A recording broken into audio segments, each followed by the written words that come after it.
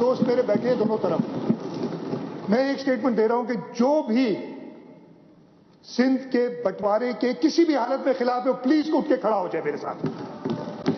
जो भी खिलाफ है सिंध के बंटवारे के वो उठ के खड़ा हो जाए। देखिए, I did not disturb anybody.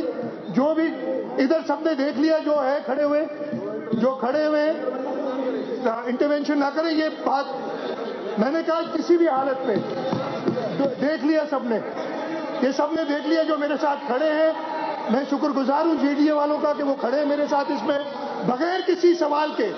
मेरा सवाल ही है था without any questions, no conditions, जो सिंध के बंटवारे के खिलाफ है वो खड़े हो जाए और जो सिंध के बंटवारे चाहते हैं वो भले बैठे रहे। ये बात हो गई, ये असेंबली ने बता दिया है और मैं एक बार फिर जीडीए का शुक्रगुजार हूं।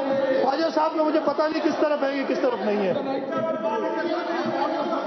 ये मैंने जो करना था तब से बैठे रहे कहते रहे, इनको बात पसंद नहीं है मेरी, मैं उसके लिए माजरत खाऊं, लेकिन सिंध के बंटवारे के लिए मैं ऐसे ही खड़ा रहूंगा, उसके खिलाफ ऐसे ही खड़ा रहूंगा। आप सबका बहुत बहुत शुक्रिया। जिए भुट्टो।